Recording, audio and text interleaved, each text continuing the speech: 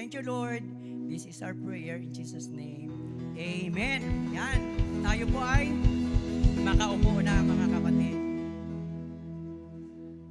So, yung ating team ngayon sa first month ng taong 2026 ay patungkol sa dila. Yan. The power of the tongue. Yun po ang team natin. Pero, makikita po natin sa Proverbs, ayan, chapter 18, verse 21. Babasahin ko po sa Tagalog. Ang salita ng tao ay nakapagliligtas ng buhay o kaya makamamatay. Yan. Kaya mag-ingat sa pagsasalita sapagkat aanihin mo ang mga bunga nito. Amen? Sino ba dito nagtatanim na hindi umaani? Kailangan may ani, di po ba? Sayang naman magtanim ka ng walang ani, di po ba? Ang kamatis, pag anihin mo, kamatis pa rin yan. Hindi siya pwedeng sitaw. Amen? Ayun. So, sabi sa prayer, ulitin ko po, ang salita ng tao ay nakapagliligtas ng buhay o kaya makamamatay. Kaya mag-ingat sa pagsasalita sapagkat aanihin mo ang mga bunga nito. Yan, may warnings po. Ano warnings kaagad po, no? Ayan. May consequence. Ang ating topic sa umagang ito ay about the tongue has the power of life and death. Ayan. Nasa dila mo, nasa dila ko, nasa dila natin ang kapangyarihan ng buhay at kamatayan. Amen? So dalawa po, life and death. Amen? Di ba, nung si Lord nagkatawang tao, anong nangyari? Nagkatawang tao siya, nabuhay siya, namatay, pero hindi siya nanatili sa kamatayan. Siya ay muling nabuhay. Ayan. Sabi dito, the power of wicked words. Ayan. Number 1, the power of wicked words. Ano po ba yung ito ay, nire-refer ito sa mga destructive. Ayan. Ano ba yung destructive? Yung negative. Ayan. Negative words. Negative utterances. May kakayanan silang para manira o sirain o wasakin ang buhay ng tao. Amen? Kaya dito pa lang may warnings na, di po, may warning na di po ba? Mag-ingat. May warning na kaagad. Ibig sabihin, kailangan. Di po ba? May gagawin. Ayan. May warnings na may command pa. So, yung mga negative utterances pala, yung gawain pala ng mga masasama, ano? At saan, ano ba yung pinanggalingan? Saan para nag-originate yung negative? Sa puso ng gagaling. Kasi kung ano ang laman ng puso, yun ang tinutulak ng bibig. Tinutulak ng bibig pero ang dila nagsasalita. Di po ba? Pag itikom bibig, makapagsalita po tayo, di po ba hindi? Ayan, negative. Yung mga taong negative, may mga sa buhay yan. May mga pinagdadaanan sa buhay. Kaya puraw negative. Hindi na makokontrol. Wala nang ibang iniisip. Ang mali, ginagawang tama. Tama? Ang tama, ginagawang mali. Kumbaga, binabaliktad. Amen? Kasi yung mga tao na yun may tinatago sa puso. Kaya panay negative. Wala yung ibang iisipin sa kapwa, konti negative. Malaki ang epekto sa buhay ng tao, sa speaker at saka sa listener. Kaya mag-ingat sa pananalita. Amen? Ang pinaka-the best example pa rin, wala nang iba, si Jesus Christ. Amen? Never siya nagsalita ng negative. Kahit nagagalit na siya, pero nandun pa rin yung pananalita niya na nakaka-touch pa rin ng puso. Nagbabago ng buhay ng tao. Amen? Kasi positibo siya eh. Amen? Ganun pala yung yung kahinatnan ng negative, masisira ang buhay. Amen? Kaya wag tayong basta-basta maniwala sa mga nagsusumbong sa atin, nagkikwento sa atin. Kailangan alamin natin ang positibong bagay o yung katotohanan para hindi tayo ma-impluwensyahan ng mga negative na bagay. Yan, deceitful, mapanlin lang. Yun yung mga wicked, yung mga taong, pardon the word po, kasi po yung katotohanan, yung mga may mga masasamang ugali. Ano yan? Mapanlin lang, mangdaraya, gagawa ng kwento. Naku, ang dila talaga walang buto. Amen? Pero very powerful. Manliling lang. Sabihin na, ito yung sasabihin pero ang ibang sinabi. Amen? Talagang mapanlin lang. Si Satan, di po ba, mapanlin lang? Nilinlang niya si Eva. Pati si Adan, natukso. Amen? Kasi, yun ang sinabi ng ng devil, ng ahas. Di po ba? Pero ang totoo nun, kaya ang sa disobedience, madali ang taong magkaroon ng disobedient heart pag na-deceive siya. Amen? Kailangan mag-ingat. Kaya sabi, kailangan mag-ingat. Ayan. Ito yung deceitful, mapanling lang, di po ba? Yung katotohanan ginagawing kasinungalingan. Ang kasinungalingan, binabaliktad, ginagawang katotohanan. Mahirap pag hindi tayo magiging o naging aware. Pati tayo ay malinlang. Ang deceitful, spirit yan. Pag sumanib na yon sa buhay ng tao, sira. Amen? Kaya ingat tayo sa mga taong mapaglinlang. Amen? Kunwari, nakangiti. Hindi po ba? Yun pala, sa loob ng puso, iba. Ganon si Satan, mapaglinlang. Amen?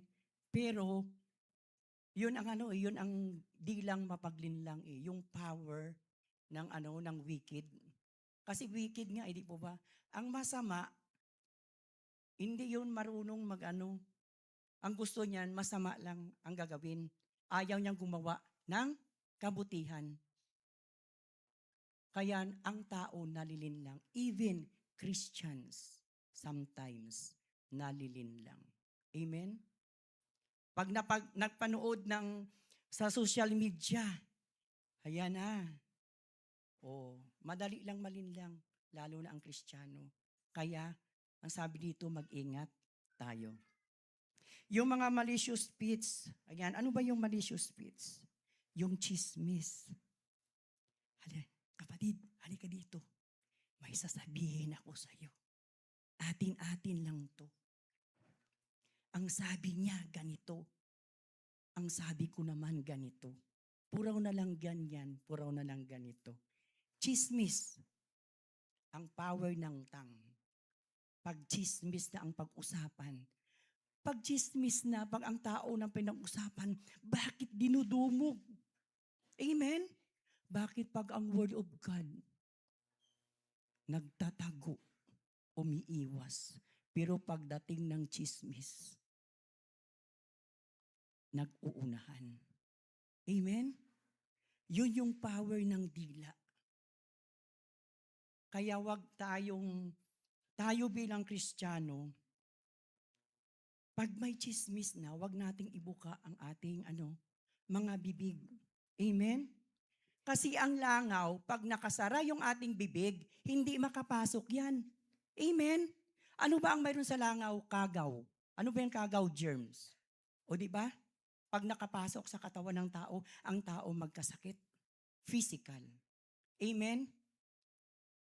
Kaya wag tayong bukas bibig sa mga bagay na sa mga malicious. Yan yung chismis, yung slander. Yung slander, yung paninirang puri. Kumari, puring-puri, pero pala sa loob, naninirang puri. Amen, yun ang kapangyarihan ng wicked words. Yung yung salita na yung mga masasamang salita, yung may kapangyarihan rin pala. Pero anong kapangyarihan yan? Kamatayan. Hindi man literal, hindi man physical, pero emotional. Hurting, pains ang dulot niyan. The way we speak, kung nagsasalita tayo ng negative, lalo na sa mga chismis, lalo na face-to-face na kausap, nasasaktan ang kausap natin. Natutorment yung isipan, nanghihina physical, nasisira yung buhay spiritual. Kaya ingat tayo. Amen? Kasi yun ang power. Hindi siya nagbibigay buhay. Anong binibigay niya? Kamatayan. Amen? Sabi nga dito, yan. Yun ang consequence. Akala ng taong nagsasalita, kung ang kanya lang pinagsasabihan, ang mag-ani, pero mas doble ang aanihin ng nagsasalita ng negative kaysa pinagsasabihan niya. Kaya ingat tayo. Ayan. Dito naman tayo, the power of, ayan, sabi nga dito, wicked or destructive words are hinahalintulad siya saan? Sa makapapasong apoy. Di po ba yung apoy? Kunting ano lang nga, ganyan, di ba? Mapapaso ang sakit.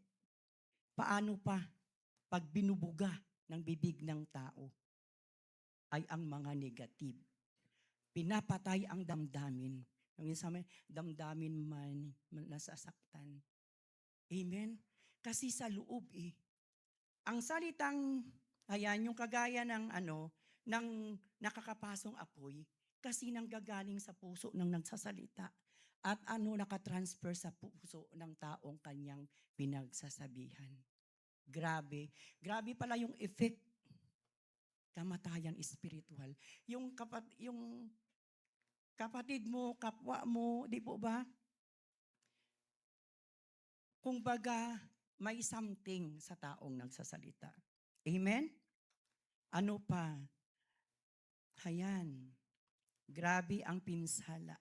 Malakas, matindi ang pinsala. Pag yung masasamang salita, grabe pa lang yung impact. Ayan. Kagaya siya ng matalas na espada na dalawa ang talim. Kaya pag dalawang talim, kahit iganyan mo, magkabilaan pa rin ang talim. Ganun pala ka-powerful. Ganun pala yung kapangyarihan ng masasama o hindi magandang salita. Ayan, sabi pa dito, ito ay it causes deep wounds. Grabe. Ano pa ang ginagawa na ito?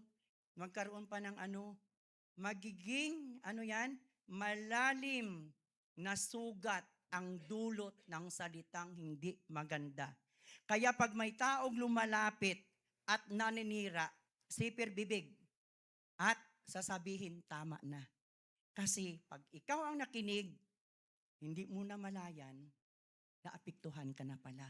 Naniniwala ka na sa kasinungalingan na kanyang sinasabi. Kasi si Satan, sinungaling yan Hindi yun marunong magsabi ng totoo. Amen? Pero ang Diyos lamang ang nagsasabi ng totoo. Hayan, destruction and ruin. Wicked words can overthrow relationship. Yan. Binabagsak ang magandang relasyon sa mag-asawa, sa magkapatid, sa mag-ama, sa mag-ina, sa kaibigan, sa kamag-anak. Yun ang masasamang ang magiging bunga. Yan, ng masama or wicked words. Yun ang nagpapabagsak sa relasyon. Relasyon sa Diyos, relasyon sa kapwa Kristiyano, relasyon sa kapwa leaders. Kaya mag-ingat. Ingat po tayo. Tayo po para po sa atin.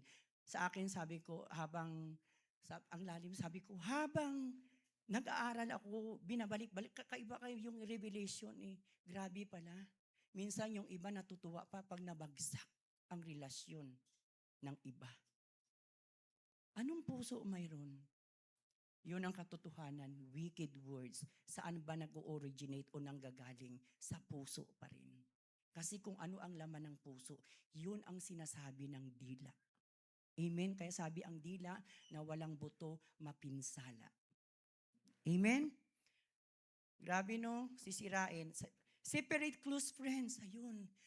Hiwalay, ito nagpapahiwalay sa matalik na makaibigan. Amen? Kaya wag natin i-entertain. Maraming kaibigan ang nasisira. Amen?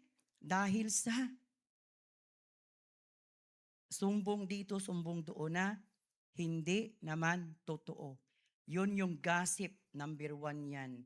Yung paninirang puri, number 1 pa rin yan. Kaya ingat tayo. Amen? Kasi hindi ito nalulugod ang ating Panginoon. And create conflict, lumilikha ng hidwaan. Sipin mo, ang ganda ng samahan, ang ganda ng ugnayan, sisirain, gagawa ng paraan para magkaroon ng hidwaan. Yun ang wicked. Yun ang masasama. Yun ang kasamaan. Ayan. Deception. Ayan. They can mask hatred with seemingly gracious words or play off hurtful comments as joking. Ito na. Yung deception kanina, deceitful. Di ba? Maaari silang tinatago ng puot. Ayan. Tila mabait, pero may puot pala sa loob ng puso. Amen? Tila mabait, mapagkunwari. Amen? Kaya, minsan, pag hindi tayo aware, tayo ay nadideceive. Ayan. Ano naman ang fruit ng wicked words? Ano po ba yung fruit nito? Ito ay kamatayan. Kasi ang masama, hindi nabubuhay yan sa buhay yan. Ang masama ay nabubuhay sa kamatayan. Amen? Ano ang consequences? Ayan. Those who indulge in such speech will eat its fruit. Ayan. Mag-aani at may aanihin at aani. Kung ano ang kanyang tinanim, yun ang aanihin. Sabi dito, indulge, yung magpakasawa ka.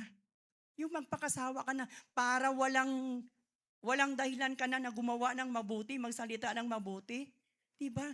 Pag nag-indulge ka, yung nag-i-enjoy ka na. O diba, enjoy mo yung yung manira puri, yung mag-slander ka, mag-gossip ka. Yung tuwang-tuwa ka talaga na, ay ako to. Ay gusto ko sasabihin to. Kahit itong totoo, baliktarin ko. Amen? Kaya minsan, pag nakita natin yung sa mga seminars, Christian man o hindi Christian, kasi minsan naranasan ka yan. Alam mo yung sasalita yung speaker, grabe yung magkatabi Walang ibang gagawin yan kundi mag-utter ng negative. Grabe. Yun ang nakakalungkot. Sabi nga dito, pag ini-enjoy mo ang ginagawa mo na alam mo, mali at masama, may kamatayan spiritual. Kaya, eat its fruit. Ayun, aanihin mo ang kabayaran. Kung anong tinanim, yun ang aanihin. Sabi ko kanina, hindi ka naman pwede magtanim ng kamatis na mag-harvest ka ng ibang gulay. Amen? Yung parang buto siya na hinahasik, pag tumubo yan sa puso ng tao, sira ang buhay. Amen? Yun ang bunga, kamatayan. Hindi physical ang pinag-usapan, kundi spiritual. Anong mangyari? Wala na. Wala ng revelation, wala ng joy, wala ng peace, wala ng love. Nagkukunwari lang na marunong magmahal. Amen? Number 3, the power of wise words. Yan, dito na tayo. Ito yung maganda. Ano yung sabi dyan? These words, ito yung mga salita na dinidescribe, ano yan? Ano ba yung dulot ng kapangyarihan ng ah, wise words? Ayan, yung may wisdom pag nagsasalita. Number one, health to the body and soul. Ito pala ay magiging kalusugan ng ating katawan at ng ating kaluluwa. Bakit yung ating kaluluwa ay nandito sa ating katawan? Amen? Kaya pala, ito pala ay health.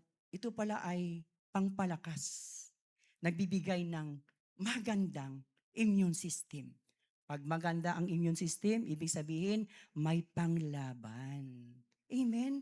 Hindi tumatagal yung sakit. 3 araw lang, tapos na. Amen? Capable. Ito yung pinakabanda kasi yung kailangan ng katawan natin yung healthy tayo di po ba? Kaya magbitiw tayo yung positibong salita. Amen? Capable of bringing gladness. Ayun, may kakayanan. Yan. May kakayanan na maghatid ng kagalakan, ng kasiyahan. Kasi wise siya Matalino siya Di po ba? Hindi nagkukunwari. Yan. Capable. May kakayanan na magdala ng kagalakan sa mga taong may kalungkutan. Amen? Sa mga tao wala ng pag-asa, sa taong palagi nakasimangot, yung gladness, pwede yung ngiti, di po ba? Yung magandang aura, yung totoo, di po ba? Kasi yun ang nakakatulong, vitamins sa ating buhay. Amen? Healing and restoration. Alam nyo, ang magagandang pananalita ay makapangyarihan at ito ay nagdudulot ng pagpapagaling. Amen? Bakit po? Ang Diyos natin, He is our Jehovah Rapha, our healer. Ang Diyos natin ay nasa atin na, kaya binibigyan niya tayo ng power and authority na to speak healing. Healing sa mga wounded soul, sa mga broken-hearted. Broken-hearted nga yan, basagin at durugin pa. Hindi.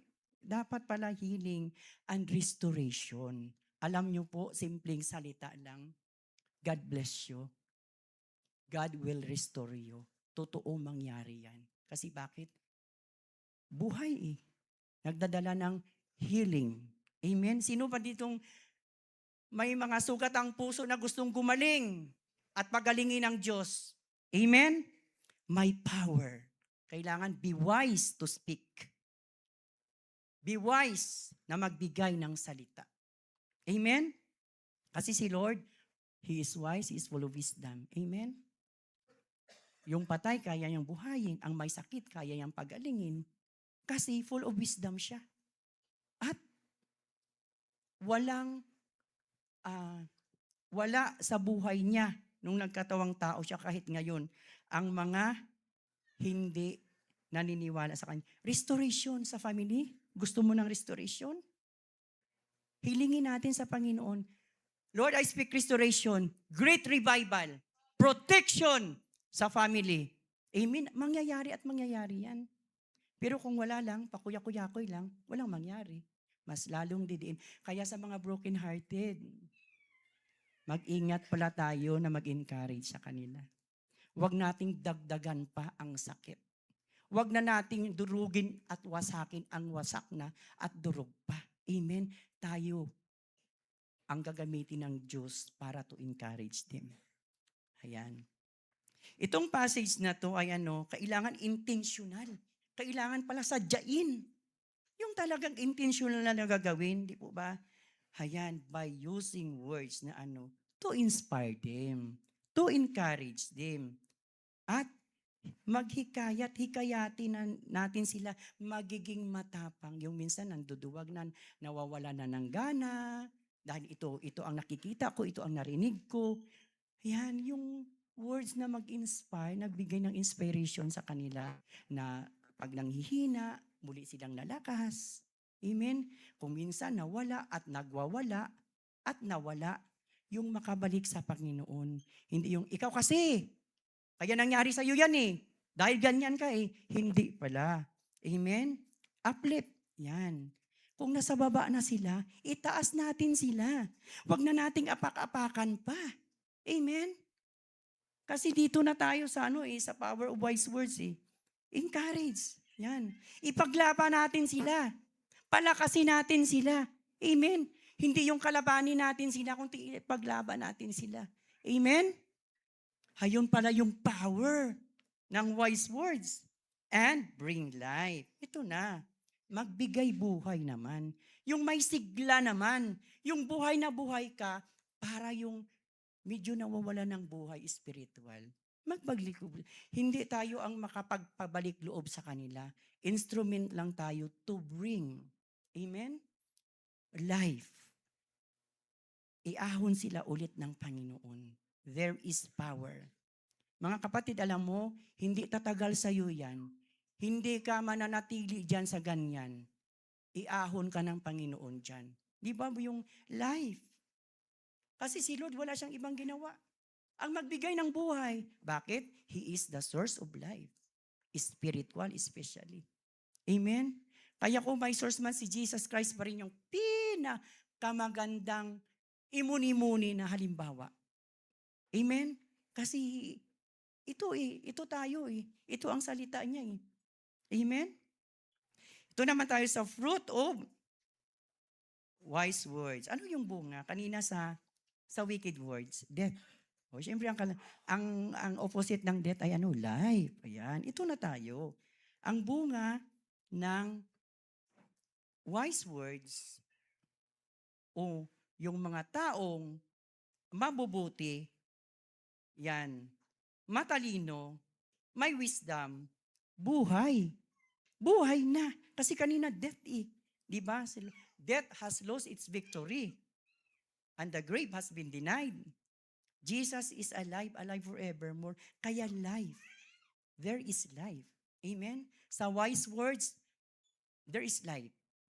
Pag medyo na windang-windang na, muling mabuhay yan. Yung kagaya ng apoy, na alam mo na hindi pa makapagluto yan, kailangan dagdagan mo ng kahoy para aapoy. So, ganun din po sa atin. Life, buhay. Tayo ay nabubuhay dahil may purpose tayo. Hindi maninira, kundi para magkaroon ng restoration and revival spiritual. Especially sa family natin. Amen. Ako palagi kong kinakry out every day. Hindi ko pa naman lahat nakikita ngayon ng bunga, pero I speak, I declare positively every day. Sabi ko, Lord, magagawin ka sa family ko. Lahat kami noon Christian na, pero hindi ako nagsasalita ng bakit ganito, ganyan. I never asked God. Pero nagpapasalamat pa rin ako. Yun ang buhay ko, ang magpasalamat dahil alam ko may gagawin ang Panginoon. Unti-unti na yan. Makikita ko na yan. Makikita na namin yan. Amen? Because there is life in Jesus. There is life sa wise words. Yun ang bunga. Buhay. Amen? Yung patay binubuhay spiritual. Amen? Hindi na yung papatayin pa. Dahil sa mga masasama at masasakit na panalita. Amen? Ayan. Kaya piliin natin, yan, speak life. Piliin natin yung mga salita na na makapa-build up, na muli maitayo natin, ma-restore sila, magkaroon ng revival. Amen? At saka yung yung comfort. Grabe yung isa lang pala alam mo, mahal ka ng Panginoon. Grabe, very comforting word. I love you.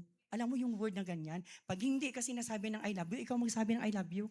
Tingnan mo kung hindi siya matuto. Amen? Yun lang po yun eh. Amen po ba? Yun. Comfort para hindi mag-glorify ang sarili natin. Kunti, magbigay at magdala ng glory sa Panginoon. Kasi ang lahat ng pinapagawa ng Panginoon, para sa Kanya pa rin ang balik, glory. Tayo walang karapatan na agawin ang glory ng God. Amen? Guard your mouth. Ayan, ito na. Bago magsalita, isipin muna, ito ba ay magbibigay buhay o ito ba ay mas lalong mamamatay ang patay? Amen? Ito ba ay makakatulong sa kanya o makakasakit sa kanya? Ito ba ay magpapasigla sa kanya o magpapahina sa kanya? Amen? Think about it. Ayan. I-consider naman natin yung ating salita. Yun ba ay kailangan niya marinig o makakadistract lalo sa kanya? Be kind. Ayan. Kailangan always nasa time tayo. Amen? Ayan. At i-examine natin yung ating sarili kung ating pananalita ba ay destructive ba, nagbibigay buhay o hindi. Yan, dito na po tayo sa recap. Ayan, i-recap po natin. Sabi niya dito, be slow to speak. Ayan. Sabi sa Proverbs 12:16, ang hangal ay madaling magalit. Totoo po yan. Kasi totoo ang salita ng Diyos, di ba? Kapag iniinsulto, lalo na pala pag iniinsulto ka, madali tayo magalit, di po ba? Ngunit ang taong ito na, ngunit ang taong may karunungan ay hindi pinapansin ang pang-iinsulto sa kanya. Kasi may life. There is life. Amen? Ang life kaya niyang hayaan lang yun yung mga negative na yan. Amen? Sabi dito, iwasan ang yung mga rush words, yung magsalita ka kaagad-agad. Hindi po ba? Yung nagmamadali ka rin sumagot. Yun pala ang iwasan. Slow to speak. Or immediate, venting. Yung kaagad-agad, di po ba? Yung venting, yung pahangin, di po ba? Kaagad-agad yung parang hangin na i-blow natin, yun pala nakakasira, di po ba? Sa buhay ng tao. Kaya slow to speak. Kasi ang taong nagsasalita, siya rin ang aani.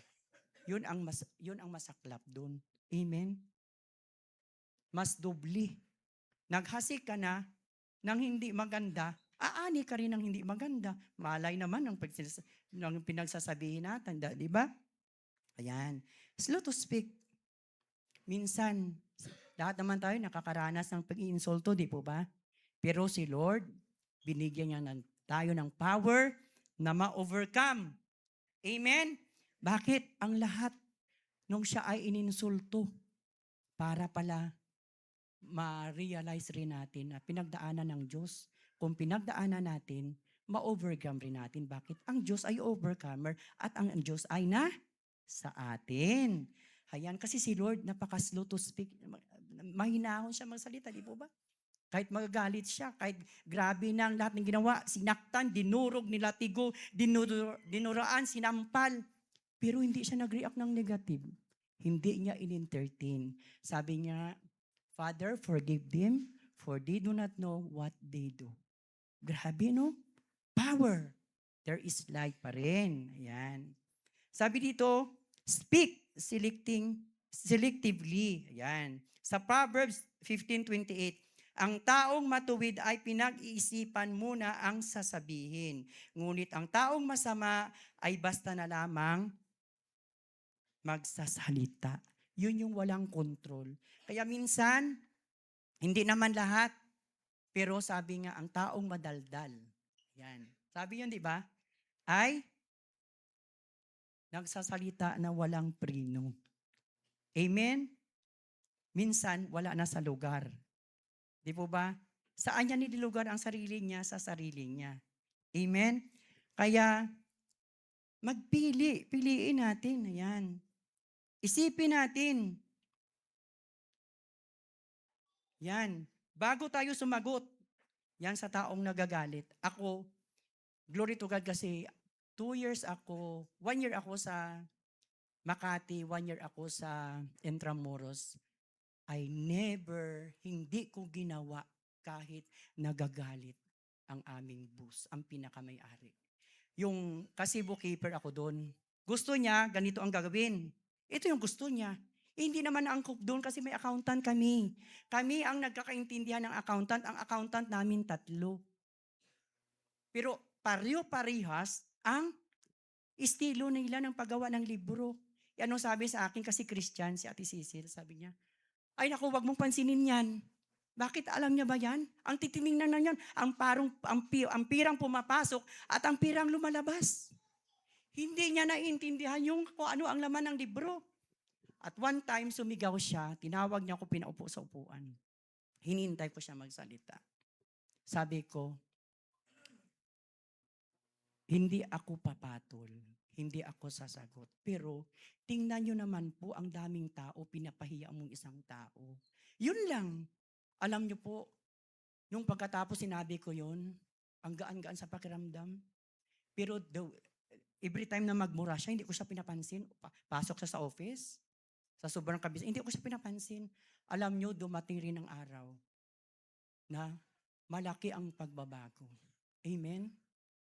Kasi, totoo po yun pag manahimik ka lang at bago ka magsalita, bago ka sumagot, yung isipin mo muna kung tama. Kasi ayaw ko yung mapahiya siya, ayaw ko masaktan siya kung ano ginagawa niya sa tao. Ano na ako, tahimik lang ako. Sabi ko, at na-enjoy ko naman yung trabaho ko doon, pero siya lang yung boss sa 4 na boss, siya nung talagang sobra pag nagsalita. Yung slander, yan, paninira puri. Yung sasabihin mo, wala ka naman ginagawa sinisilduhan ka lang ang mga tao doon, bakit Roy, lalaki ba itong negosyo niya kung wala kami? Tahimik lang ako. Kaya wag nating patulan, amen? Maging ano pa rin tayo, pipiliin natin, isipin natin kung tama ba yung ating sasabihin. Ayan, magiging discernful tayo. Speak softly. Yan. Sa Proverbs 15:1, ang malumanay na sagot ay nakakapagpawi ng puot, ngunit lalong nakakapaggalit ang pabalang na sagot. Grabe, no? Totoo yan. Kasi ito ang kasabihan. Ayan. Ito lang pinakasusi, mga kapatid. Kung ang taong kaharap mo ay galit na galit sa'yo, manahimik na lang tayo. Amen? Saka na tayo magsalita pagtapos na siya. Kasi mapapagod at mapapagod rin yan. Kaya pagpagod ng taong galit na galit, tatahimik rin yan. Pero alam natin kung ano magpapahupa sa galit. Gentle answer. Amen? Si Lord, di ba magpapawi sa Kanya? Magsalita siya mahinahon. Napaka-gentle kasi. Kaya hindi siya nagagalit talaga ng sobra kasi gentle siya. Amen? Speak softly. Yung malumanay. Amen? Yung pwede lang naman palang malumanay. Wag na, alam mo, malaking kasiraan pala at malaking pagkakamali. Pag yung galit, galit ka rin, hindi mariresolba ang problema. Pero ang taong galit at nanahimik ka lang na nakikinig, magkakaroon na mariresolve ang problema. Amen? Kasi ang problema, hindi naman yan mariresolve pag palaging hindi nagtatampuhan. O sige, dyan ka, dito ako. Kain ka, mamaya na ako. Mauna kang umalis, susunod na ako. O di po ba? Ayan, pero pag yung malumanay na salita, walang galit na hindi uhupa. Amen? Ang ganda ng kasibahan, no? O, di ba? Kaya tayo ganun rin pala. Ako kasi minsan, alam ni Pastora yan. Madali ako magalit, lalo sa mga bagay na ayaw ko. Pag ayaw ko, para pag pinipilit ako, magagalit ako talaga. Pasensyahan na tayo. Amen? Pag ako naman gusto ko at nasa tama, hindi ko na sinasabi ayaw ko. Amen? Ayan, sabi nga, a gentle tongue can break a bone. Ayan, ang gentle tongue can break a bone. Ang dila, walang buto, pero pwede niyang babasagin yung buto. Ano yung katigasan? Meaning, ayan, soft answers, sabi nga, can resolve intense anger. Ang tinding galit. Wala na itong magpapahuba, kundi yung gentle answer. Manahimik lang tayo, amen? Ayan, sabi, ang malumanay na sagot ay nakakapawi ng galit. Amen? 4, speak in season. Ayan po, paki-erase po siya. Sa Proverbs 15:23 po yan. Sabi dito sa 15:23, ayan, nagagalak ang tao kapag akma ang sagot niya. Mas magagalak siya kung makakasagot siya sa tamang pagkakataon. Ayan. Speak in season. Kailangan nasa panahon, sa kapanahunan. Sabi nga, delivered word at the right time and circumstances for maximum positive impact. Yung may dating naman, hindi yung dating negative. Nagkasakit na nga ang tao. Yan kasi ang tigas ng ulo mo, kaya nagkasakit ka. Sa halip na na ma-encourage, mas lalong magkasakit. Kasi nagkakastress ng dahil sa nagsasalita. Amen? Kaya speaking season, kailangan magkaroon tayo ng timing. Magsalita tayo kung ang tao, kung wala lang naman tayo masabing maganda at mas ikadagdag pa ng sakit, manahimik na lang tayo. Amen? Speak in season, pag may problema, broken-hearted na nga. Ayan, pag naghiwalay ang magka-partner, yung boyfriend, girlfriend, di ba? Nasasaktan na nga. O kailangan, tayo ng salita na akma doon para ma-encourage naman. Hindi yung dagdagan pa natin ang sakit. Na sabi, pinukpok na ng martilyo, sinaksak pa ng kutsilyo. Double sword. Amen? Ang lupit, no? Ayun. Kailangan, pag nangangailangan tayo ng encouragement o ng advice, makinig muna tayo. Saka natin magsalita kung nagtutubigay na siya, ganito, ganyan. Amen? Hindi yung supalpali na, yan ang dapat sa'yo. Mali yan. Kailangan, nasa season tayo. Intindihin. Kasi ang takapakinig, dapat yun ang unang nagkakaroon ng pag-uunawa. Hindi masasawang makinig para maunawaan. Amen? Ayan, sa Proverbs, chapter 18 verse 21, ang sabi dito, the tongue has the power of life and death, and those who love it will eat its fruit. Kung sino, ang sabi kanina, yung those who indulge, aani kung ano ang kanyang tinanim. Pero ito yung message sa atin ngayon, ang tinuturo sa atin sa Proverbs 18 verse 21. Life and death are in the power of tongue. Amen? In conclusion, speak life. Amen? Not death. Ito yung conclusion natin sa Proverbs 18:21. Speak life. Lord, I speak life in the name of Jesus. The life, magkaroon ng buhay, magkaroon ng restoration, magkaroon ng reconciliation, magkaroon ng revival, magkaroon ng protection, magkaroon ng joy, magkaroon ng kapayapaan, ng kagalakan ang ating pamilya. Amen?